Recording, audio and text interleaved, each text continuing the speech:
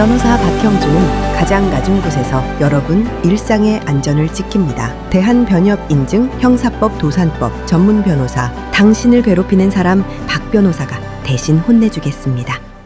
부모님이 큰 빚을 두고 돌아가셔서 상속 포기나 한정 승인을 해야 된다고 하던데, 부모님 빚이 많다 이러면 이 장례를 치른 뒤에 3개월 내에 법원에 상속 포기나 한정 승인을 신청해야 합니다. 그 절차를 밟고 나면 이제 상속을 포기하든지 피상속인의 재산 범위 내에서 채무를 변제하는 그런 한정 승인의 효과가 발생하게 되는 것이지요. 한정 승인을 하는 게 좋은가요? 상속 포기를 하는 게 좋은가요? 상속 포기를 하게 되면 이런 문제가 있어요. 이제 1순위 상속권자들이 다 포기해버리면 채무가 2순위로 넘어갑니다. 또 2순위가 포기하면 또 3순위로 넘어가고, 1순위는 직계비속과 배우자, 2순위는 직계존속과 배우자, 3순위는 형제자매, 4순위는 사촌 이내의 혈족이거든요. 어떤 일이 벌어지게 되냐면 무턱대고 그냥 우리 가지고 그냥 포기해버리자 이래버리면 난데없이 아버님의 사촌들이나 아니면 삼촌들한테 이 채무가 상속되는 일이 있어가지고 몇십 년 동안 연락 안 했던 삼촌이나 사촌들한테 욕을 오지게 먹을 수가 있어요. 니네들 말이야 뭔 짓이냐고, 난데없이 이런 채무로 갖다가 뭐 수천 수억씩 상속 포기를 하게 되느냐, 그런 일이 발생이 됩니다. 어머니랑 나랑 여동생이 있다 이렇게 되면 나랑 여동생은 상속 포기를 하고 어머니는 한정 승인을 하시면 돼요. 그러면 그 다음 단계로 넘어가지가 않거든요. 그래서 한정 승인을 하면서 아버지의 재산 내에서 아버지의 빚을 갚는 일종의 상속 재산의 분리가 일어나는 거죠. 그렇게 처리하는 것이 간단합니다. 아셨죠? 3명이 있을 경우에는 2명은 포기, 1명만 한정 승인을 하면 그 다음 순위로 상속 채무들이 넘어가는 일을 막을 수가 있습니다. 특별 한정 승인이라는 것도 있던데, 3개월이라는 기간이 있으니까 이 3개월을 넘어가 버리는 그런 경우가 있어요. 돌아가신 아버지가 빚이 있는지 없는지 모르는 상태에서 1년, 2년 지났는데 갑자기 유동화 전문 회사에서 뭐가 날라와. 예전에 아버지한테 판결 받았겠다고 승계 집행문 받아가지고 내 재산에 집행을 하겠대. 이런 식으로 중대한 과실 없이 아버님이 돌아가신 망인이 빚이 많은 걸 내가 몰랐다, 그런 특별한 사정이 있을 거 아니에요. 그래서 중과실이 없는 경우에 특별하게 3개월이 지나더라도 또 할 수 있는 제도입니다. 여기서도 주의할 게 뭐냐면 이때도 자신이 그 뒤라도 알게 된 날로부터 3개월 안에 해야지, 아버지가 빚이 있었는가벼 이러면서 또 어영부영하면서 4개월 5개월 지나버리면 그대로 또 유지가 되는 거예요. 그래서 안즉시 특별 한정 승인을 하시든지 특별 상속 포기를 하시든지 그렇게 조치를 취해야 됩니다. 이게 이제 2010년에 헌법재판소에서 아무런 단서 조항도 없이 그냥 3개월 지나면 단순 승인하게 하는 거는 너무 무지막지한 법이다 이렇게 해가지고 헌법 불합치 판결이 났고, 그에 따라서 특별 한정 승인, 특별 상속 포기 이런 규정이 생겼습니다.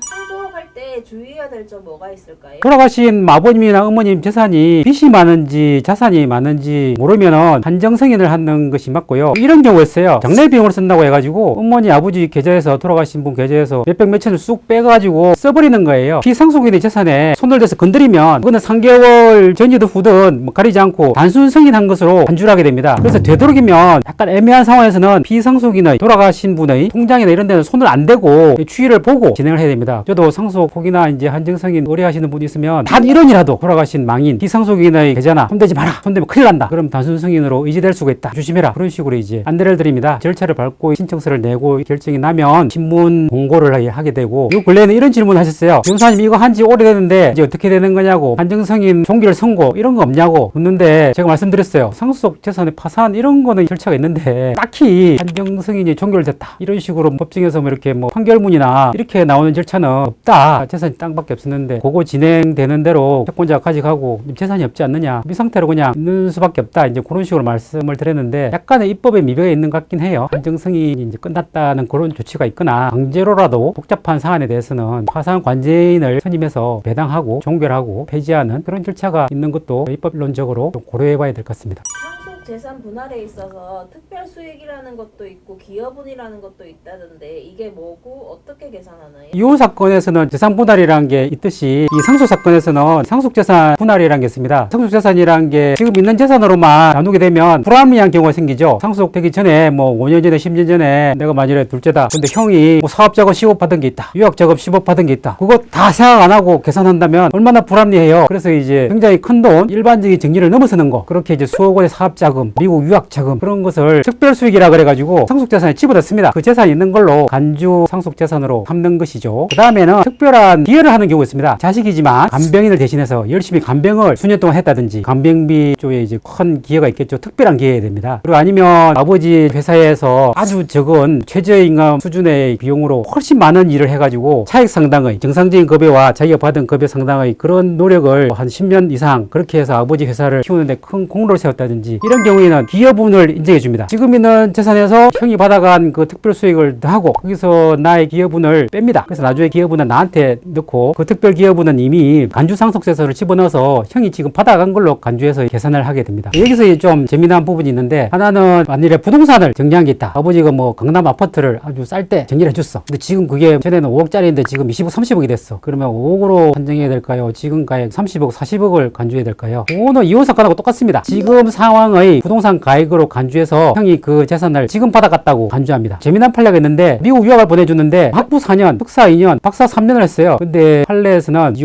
학부 4년은 아버지로서 형편이 되니까 그냥 해준 정려로 봤어요. 근데 이제 석사 2년, 박사 3년 여기 간 유학 비용은 특별수익으로 따로따로 구별해가지고 판단한 그런 예가 있습니다. 그런 점을 알아두시면 이제 상속재산 분할할 때 도움이 될 것 같습니다.